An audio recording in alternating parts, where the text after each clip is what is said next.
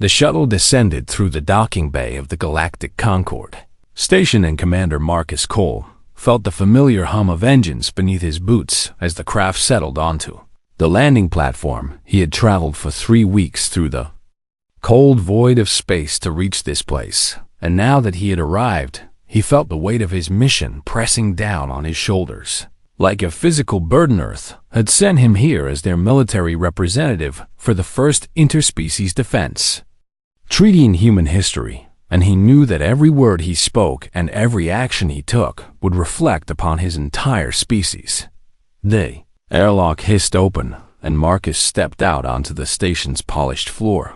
His combat exosuit made a heavy thud with each step, and he could feel the eyes of dozens of alien delegates turning toward him as he walked. The suit was not pretty, and he knew it was a scarred and battered piece of machinery that bore the marks of 12 different combat deployments.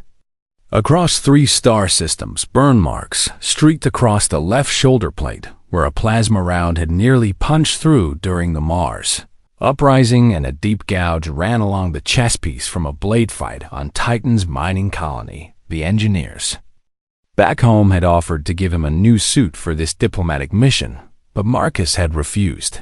This armor had kept him alive through hell itself, and he was not about to abandon it for something that looked nicer. A tall figure in flowing robes approached him, and Marcus recognized the ceremonial dress of a Concorde official.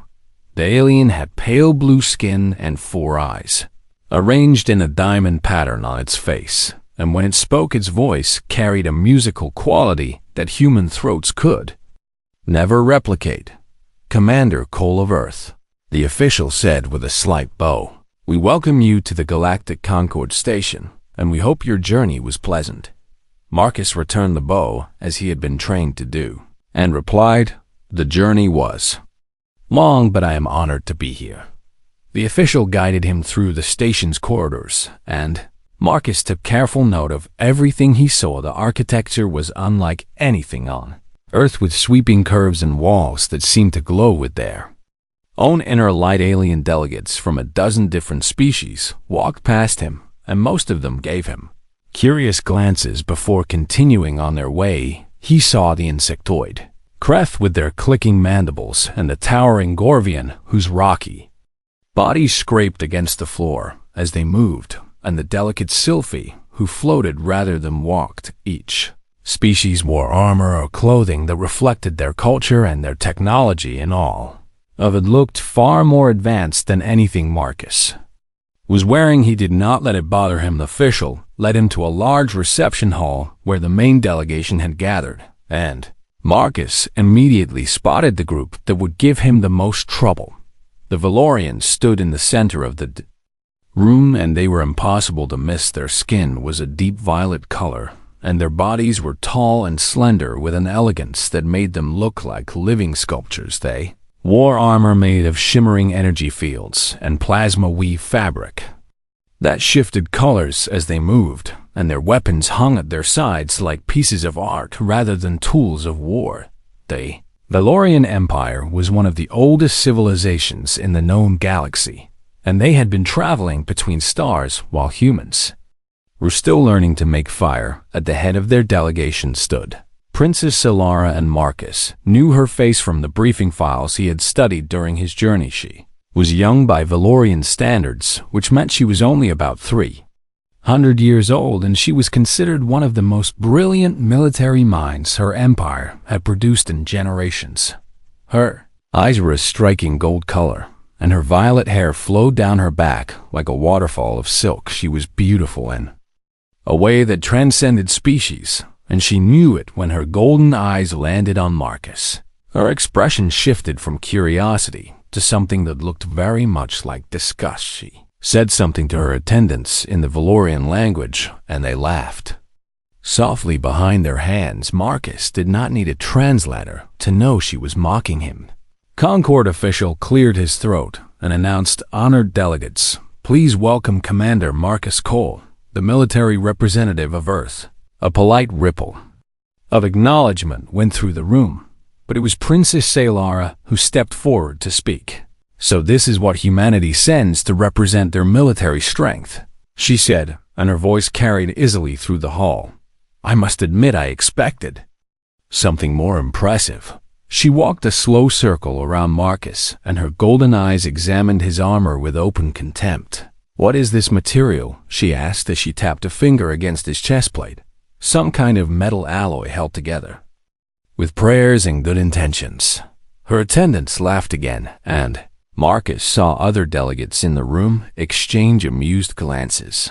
"It is ceramic titanium composite over a reactive gel layer," Marcus replied, and his voice remained calm and steady. "Standard issue for Earth's expeditionary forces."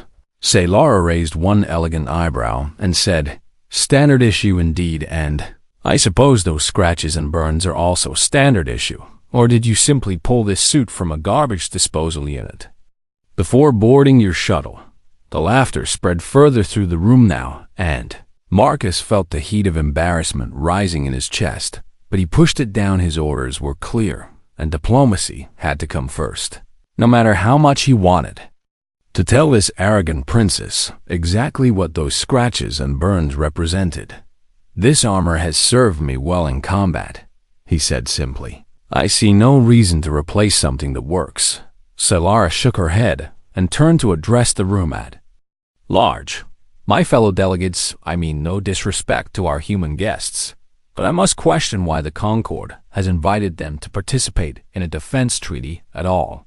She gestured toward Marcus with one graceful hand and continued, "Look at their technology. And look at their primitive scaffolding they call armor, and ask yourselves what they could possibly contribute to our mutual defense. The Valorian Empire has protected this region of space for 10,000 years, and we have weapons that can crack planets and shields that can withstand the heart of a star. What do the humans have except determination and a talent for breeding quickly?" The room fell silent, and Marcus could feel every eye upon him. He wanted to respond, and he wanted to tell them about the wars humanity had fought and the enemies they had defeated against impossible odds. He wanted to tell them that Earth had clawed its way to the stars through blood and sacrifice, while these elegant aliens had inherited their empires from ancestors who did the hard work for them. But he said nothing. His jaw tightened beneath his helmet, and his hands curled into fists at his sides, but he remained silent, princess. Saylara smiled at his lack of response and took it as a victory. "I thought as much," she said softly. "Perhaps the humans should observe this treaty rather than participate in it, since they clearly have nothing of value to offer."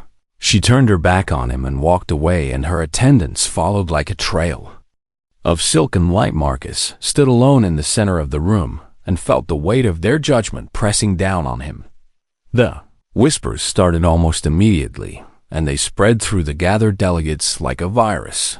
"The humans are backward," they said, "and their technology is laughable, and their inclusion in the Concord is nothing more than a charity case." Marcus heard every word, and he let none of it show on his face. He had faced worse than mockery in his life, and he had survived things that would break these pampered aristocrats in seconds. His time would come, and when it did, he would show them exactly what human engineering was designed to do for.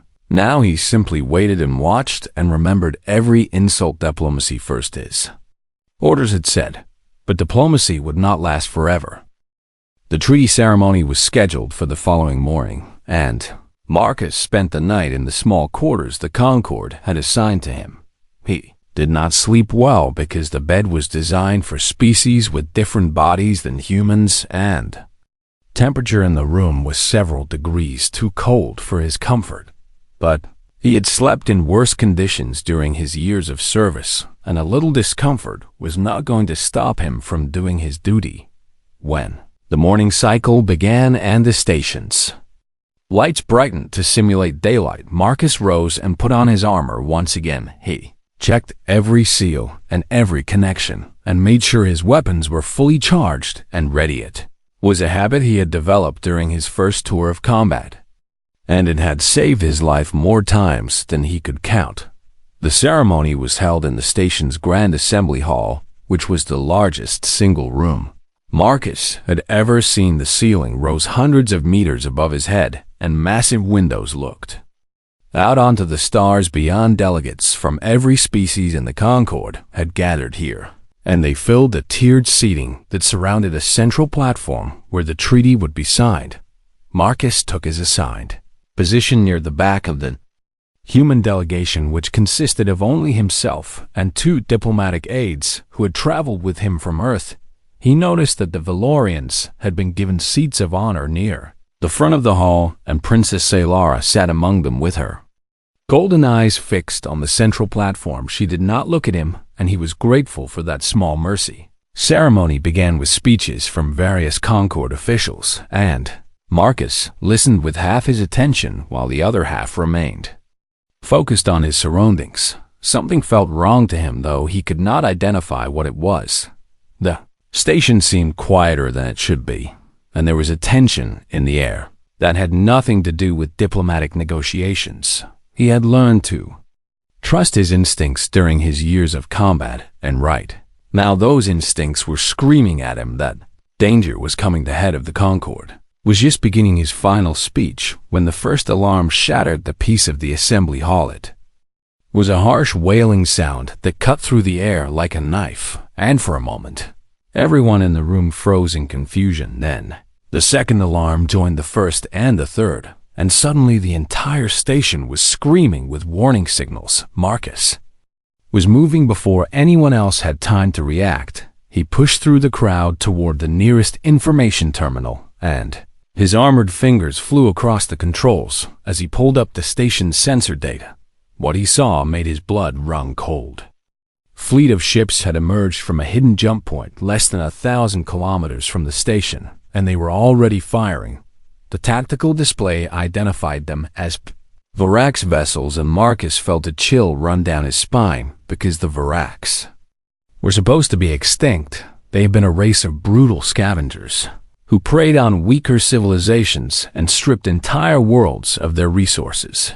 Before moving on, the combined forces of the Concord had hunted them down and destroyed them over a century ago or so. Everyone had believed, but the ships on his screen were unmistakably Varax, and there were dozens of them. The first impacts hit the station's outer rings, and the entire structure shuddered beneath the assault. Marcus heard screaming from the delegates around him and saw panic spreading through the crowd like a wave. The Valorian guards activated their shimmering energy shields and formed a protective circle around Princess Saylara and the other members of their delegation. Their weapons came up, and they began moving toward the exits with practiced precision. For a moment, Marcus thought they might have the situation under control. Then the Varax weapons found their range, and everything changed. The disruptor beams that struck the Valorian shields were unlike anything Marcus had seen before. They did not splash harmlessly against the energy barriers as normal weapons would have. Instead, they seemed to twist and writhe as they hit, and the beautiful shimmering shields flickered and failed like candles in a hurricane. The first Valorian guard fell with a hole burned through his chest, and the second followed a heartbeat. Later, Marcus watched in horror as the elegant warriors who had seemed so invincible just moments ago were cut down one by one. Their advanced technology meant nothing against enemies who had clearly spent decades developing countermeasures. Princess Saylara's golden eyes went wide with shock as her protectors died around her, shouted orders in her native language, and tried to rally her remaining guards, but the Varax were already breaching the station's hull and pouring through the gaps like a flood of nightmare creatures. They were massive beings with gray leathery skin and 4 arms that ended in razor-sharp claws. Their faces were flat and expressionless, with small dark eyes that showed no mercy and no fear. They carried weapons that crackled with energy, and they used them without hesitation on anyone who stood in their path. The other delegates were fleeing now, and they pushed and shoved against each other in their desperate rush toward the escape pods. Marcus saw the Kreth delegation trampled beneath the feet of panicking Gorvians and watched as Sylphi were knocked from the air by flailing limbs. It was chaos and confusion and death all wrapped together in a single terrible moment, the two diplomatic aides who had traveled with Marcus grabbed his arms and tried to pull him toward the exits. "Commander, we have to go." One of them shouted over the noise of alarms and weapons fire. "The escape pods are this way." Marcus shook them off and turned to face the breach where Vorax soldiers were still pouring into the station, his helmet sealed around his face and his weapons powered up with a familiar hum that settled his nerves. "Get to the pods," he told his aides. "That is an order. But Commander, you cannot fight them alone." Marcus looked at the young man who had spoken and saw the fear in his eyes. He remembered being that young and that afraid, and he remembered the first time he had faced death in combat. "I am not going to fight them alone," he said. "I am going to buy you time to escape, and then I'm going to make these things regret ever coming to this station." He did not wait for a response. He turned and walked toward the breach where the Vorax were gathering, and his heavy boots thudded against the floor with each step behind him. He heard his aides running toward the escape pods, and he was glad. They had listened. They were diplomats, not soldiers, and this was not their fight, but it was his fight, and he had been waiting for it since the moment Princess Elara had mocked his armor in front of the entire delegation. She had asked what humans could contribute to the defense of the galaxy, and now she was about to find out. Marcus raised his weapon and sighted down the barrel at the first Vorax soldier. To notice him, the creature's dark eyes widened slightly as it took in the sight of this single human standing alone against their entire force. Perhaps it was confused by his lack of fear, or perhaps it simply could not believe that anyone would be foolish enough to stand their ground. Marcus did not give it time to figure out the answer. He pulled the trigger, and the first shot of the battle punched through the Vorax soldier's chest and sent it crashing to the ground. The others turned toward him, and their weapons came up, and Marcus smiled beneath his helmet. This was what he had been trained for, and this was what human soldiers had been doing since the dawn of their species. Facing impossible odds and refusing to run, the Vorax charged, and Marcus stood his ground, and the real fight began. The first Vorax disruptor beam hit Marcus square in the chest, and the impact drove him back 2 steps, but he did not fall. The energy crackled across his armor's surface, and he felt the heat of it bleeding through the ceramic plates, but the reactive gel layer beneath absorbed the worst of the damage and distributed it across his entire body. It hurt like nothing he had ever experienced, but he was still standing, and that was what mattered. Vorax, who had fired the shot, stared at him with something that might have been surprise. It had watched this same weapon cut through Valorian energy shields like they were made of paper, and now here was this human in his ugly, scarred armor simply taking the hit and refusing to die. Marcus did not give it time to process what had happened. His kinetic accelerator barked twice, and 2 tungsten slugs tore through the alien's torso at 3 times the speed of sound. The Vorax dropped, and Marcus was already moving toward his next target. This was the secret that the elegant species of the galaxy had never understood about human technology. They built their defenses to deflect and redirect damage, because they could not imagine choosing to simply endure it. Their shields were works of art that turned aside energy weapons with mathematical precision, and their armor was light and beautiful because they believed that being hit was a failure of design. Humans had a different philosophy. Humans had evolved on a planet that was trying to kill them every single day of their existence. They had survived ice ages and plagues and predators and each other, and they had learned one fundamental truth that shaped everything they built. Sometimes you cannot avoid getting hit. Sometimes the enemy is faster or stronger, or there are simply too many of them, and when that happens, the only thing that matters is whether you can take the hit and keep fighting. Marcus's armor was not designed to stop damage completely, because that was impossible against a determined enemy. Instead, it was designed to let him survive damage that would kill anything else. The ceramic titanium plates could withstand temperatures that would melt steel, and the reactive gel beneath them turned kinetic impacts into distributed pressure that his body could handle every component was built with one purpose in mind, which was keeping the soldier inside, alive long enough to finish the mission.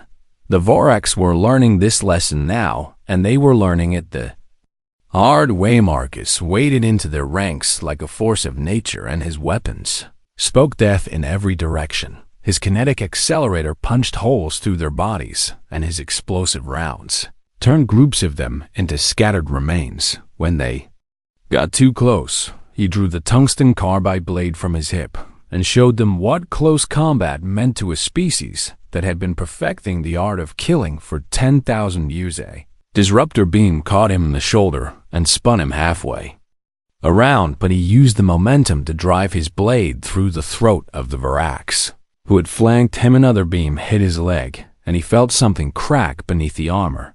But he kept moving, because stopping meant dying. 3 of them rushed him at once with their claws extended and their dark eyes filled with rage. He shot the first one in the face and ducked under the swipe of the second and drove his blade up through the third one's jaw and into its brain. The second one raked its claws across his back, and he felt the ceramic plates shatter under the impact, but the gel layer held and his spine stayed intact. Turned and killed that one too. More were coming, and there were always more because the breach was wide and the Vorax fleet had brought hundreds of soldiers to this raid. Marcus did not count them because counting was pointless. Simply killed the ones in front of him, and then killed the ones behind them, and then killed the ones after that. His armor was failing piece by piece as damage accumulated faster than any system could handle. Warning lights flashed across his helmet display, telling him that his chest plate integrity was at 40%, and his left arm servos were damaged, and his power reserves were dropping toward critical levels. He ignored all of it. On the other side of the assembly hall, Princess Solara had gathered the survivors of her guard detail behind an overturned table. There were only 4 of them left from the original 20, and all of them were wounded. Their beautiful energy shields were useless against the Vorax weapons, and their plasma weave armor had proven just as vulnerable. She had lost more soldiers in the past 10 minutes than she had lost in the past 50 years of her military career. But what captured her attention now was not her own losses. It was the human she watched him fight, and she could not look away. He was not graceful, and there was no elegance in his movements and no artistry in his technique. Fought like a wounded animal that refused to accept its own death. Every time a Vorax weapon hit him, she expected him to fall, and every time he simply absorbed the impact and kept killing. His armor was a ruin now, and she could see bare metal and sparking wires through the gaps in his plating. One of his arms hung at a strange angle that suggested broken bones beneath, and his movements had slowed as exhaustion and pain took their toll. But he was still standing, and he was still fighting, and the Vorax were paying for every step they took in blood. How is he doing that? One of her guards whispered. How is he still alive? Solara did not have an answer. She had mocked his armor just yesterday and called it primitive scaffolding. She had questioned why the humans had even been invited to participate in the treaty.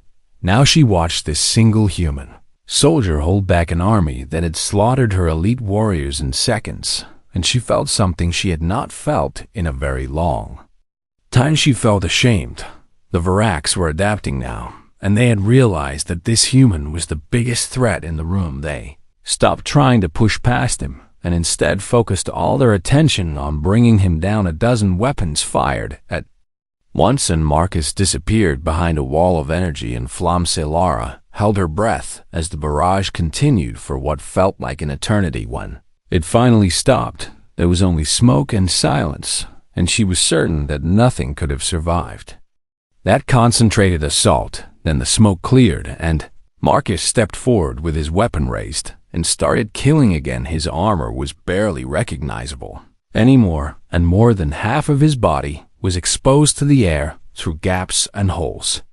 In the plating, blood ran down his face from a cut above his eye, and his breathing was ragged and harsh through his damaged helmet speakers.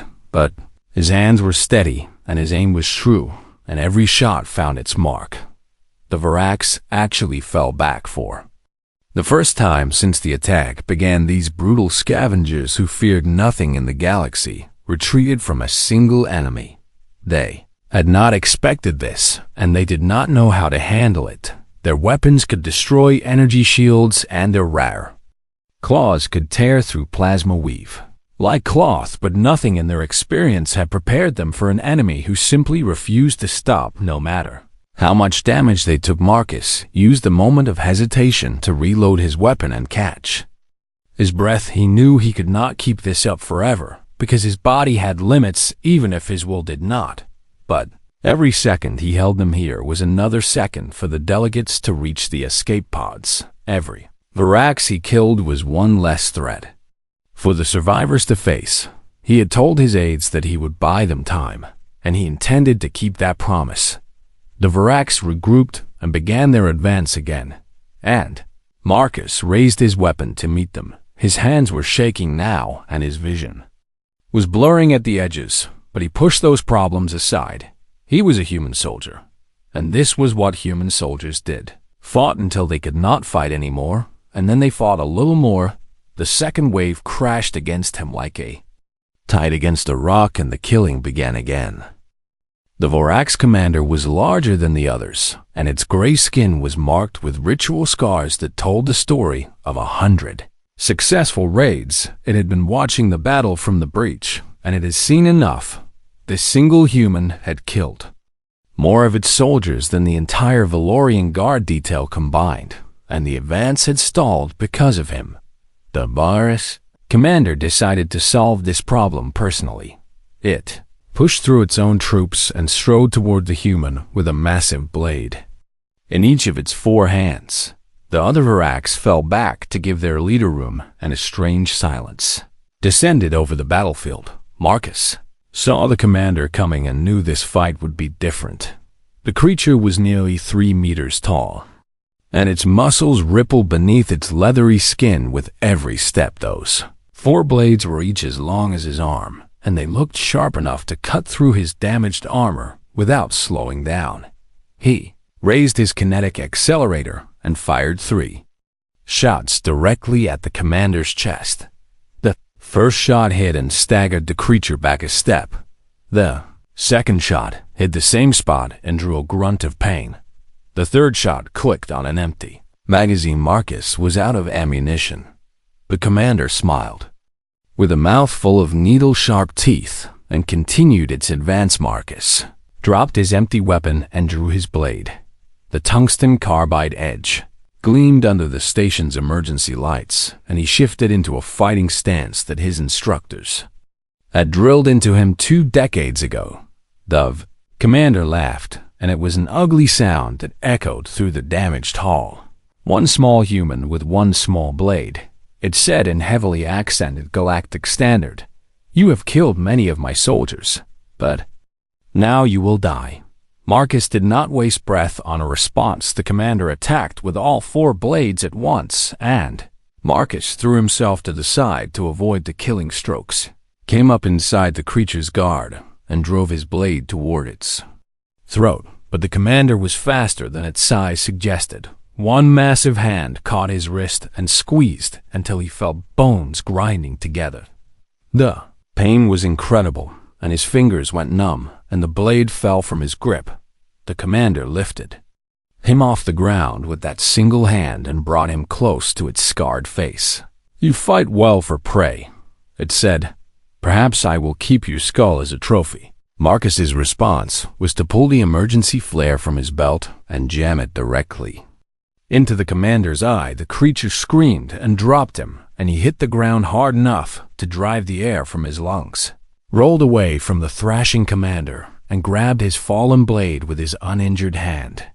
The Varax was blind on one side now and maddened with pain, and it swung its weapons wildly in every direction. Marcus waited for his moment and then struck. His blade found the gap between 2 of the commander's ribs, and he drove it deep with every ounce of strength he had left. The commander stiffened and looked down at the human who had just killed it. There was something like respect in its remaining eye as the light faded from it.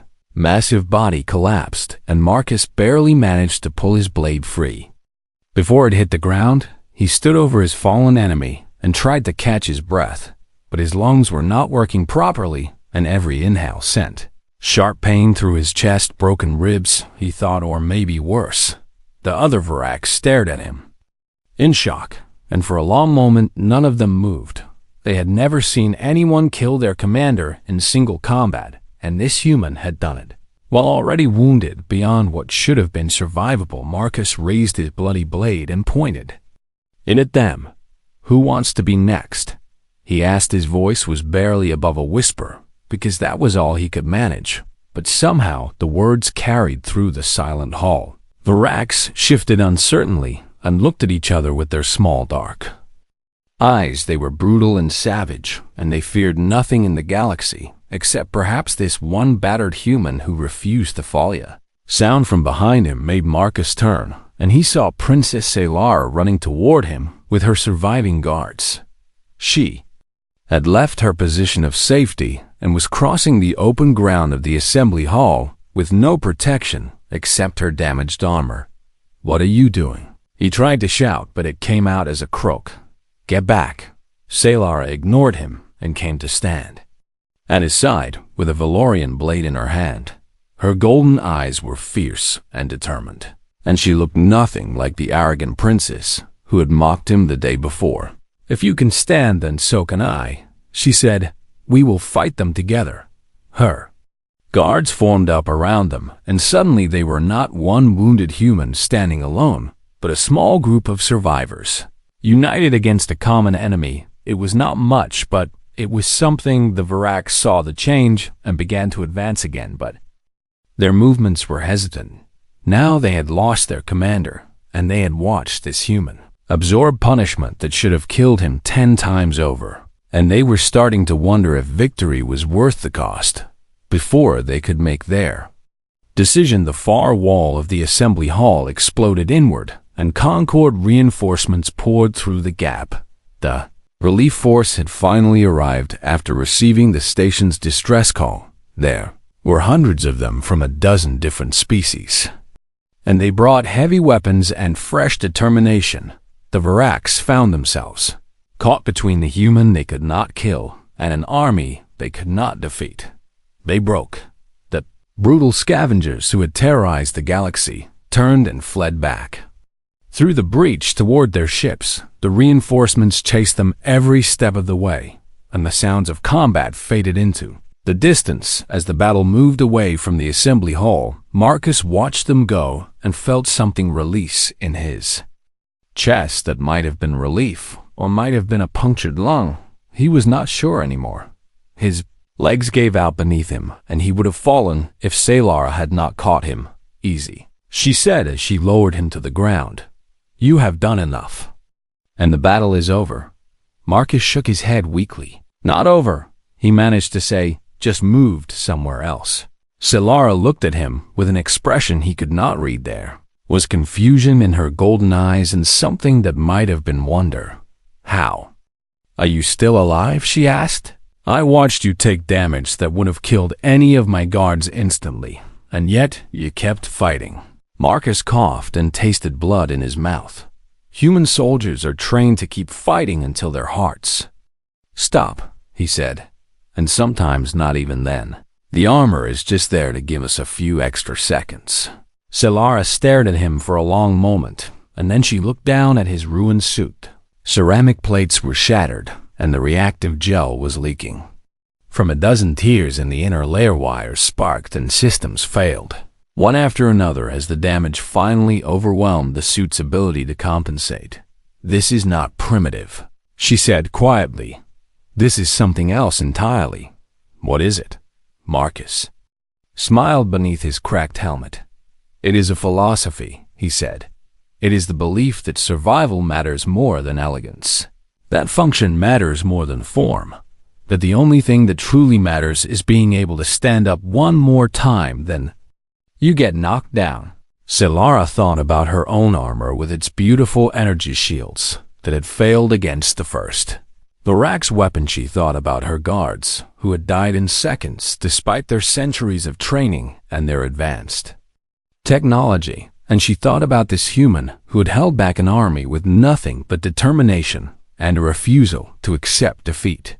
"I owe you my life," she said, "and I owe you an apology. I mocked you and your people, and I was wrong." Marcus reached up and pulled off his damaged helmet so he could look at her with his own eyes.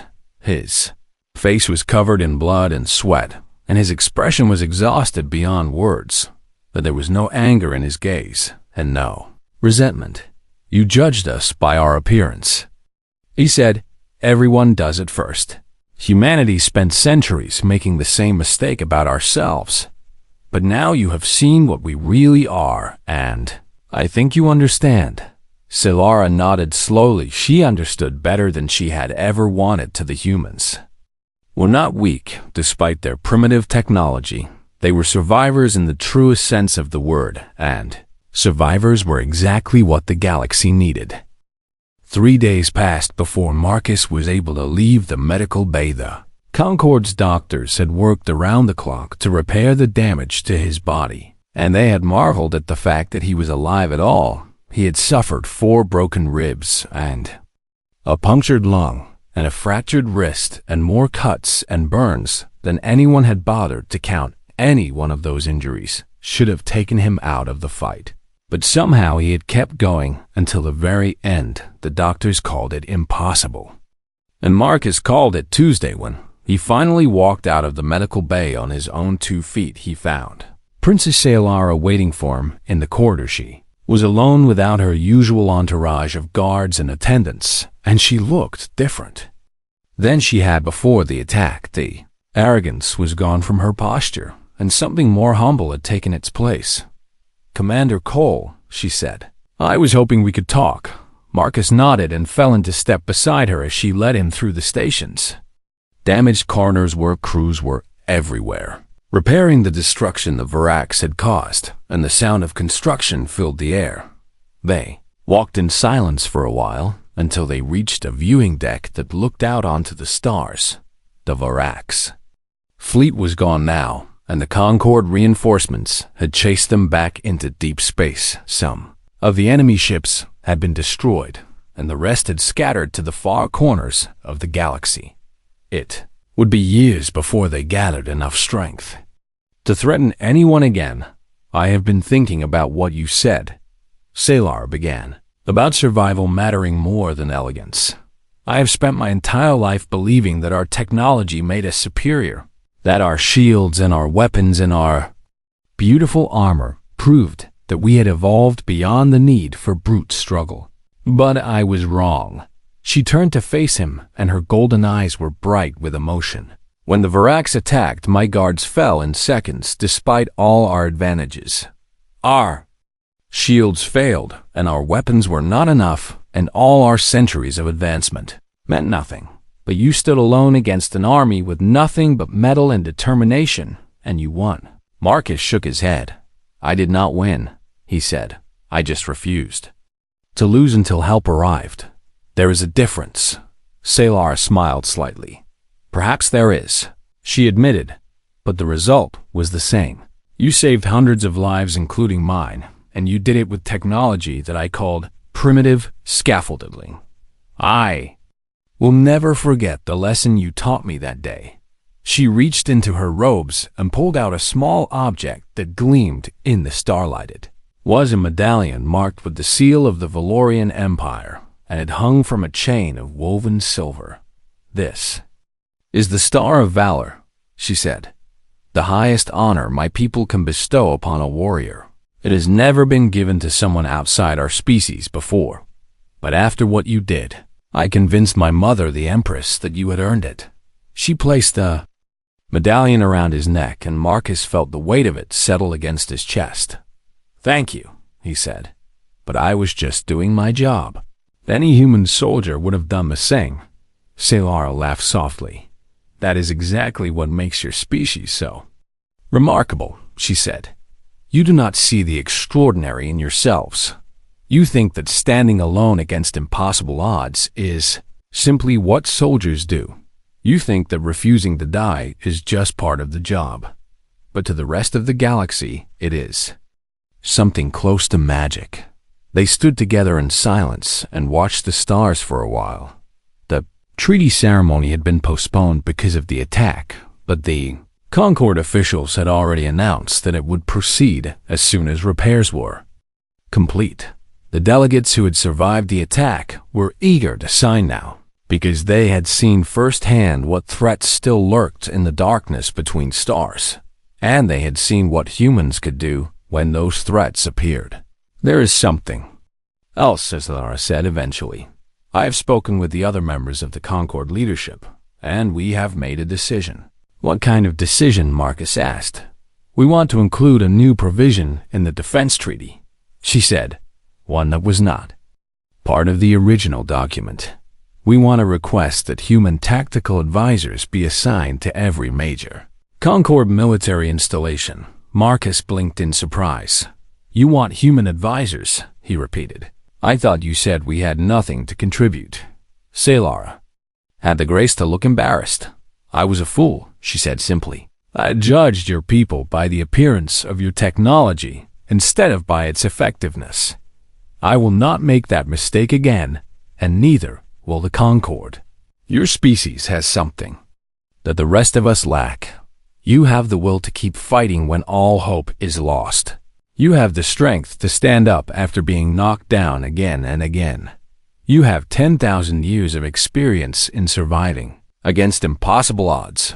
That knowledge is more valuable than any weapon or shield we could build. Marcus thought about her words and felt a strange mix of emotions. Pride was part of it because she was right about humanity, even if she had taken her time realizing it, but there was also something else underneath the pride, something like hope. For years, humanity had been the newcomers to the galactic stage, and they had been looked down upon by older and more advanced species. They had been mocked for their primitive technology and their short lifespans and their violent history, but now that was starting to change. The galaxy had seen what humans were capable of, and they were finally beginning to understand. I will pass your request along to Earth Command, Marcus said, but I think they will agree. We have always wanted to contribute to the Concord, and this is our chance to prove ourselves. Lara extended her hand in the human gesture of friendship that she had clearly practiced. Then let this be the beginning of a new relationship between our peoples, she said, one based on respect rather than contempt. Marcus took her hand and shook it firmly. I would like that, he said. Behind them, the sun of a distant world was rising over the edge of the station, and its light spilled across the viewing deck in shades of gold and orange. It was a new day for the Galactic Concord and a new day for humanity. The mocking was over, and the work could finally begin as Marcus walked back to his quarters to prepare for the journey home. He passed a group of young Valorian soldiers who stopped and saluted him as he went by. Their eyes held none of the contempt he had seen before the attack. Instead, there was something that looked very much like admiration. He returned their salute and kept walking. His armor was being repaired in the station's maintenance bay, and the technicians had told him it would be ready before he left. They had offered to replace it with something newer and less damaged, but Marcus had refused. Just as he had refused before, this armor had saved his life, and it had taught an entire galaxy a lesson about what humanity could do. He was not about to abandon it now. The scars and burns and dents were not flaws to be hidden. They were proof of everything. He had survived, and survival was what humans did best. The galaxy was beginning to learn that lesson, and Marcus suspected they would never forget it. Smiled as he walked, and for the first time since arriving at the station, he felt like he truly belonged here, not as a charity case or a curiosity, but as an equal. Earth had earned its place among the stars, and Commander Marcus Cole had been the one to prove it. His people would be proud, and that was all that mattered at the end.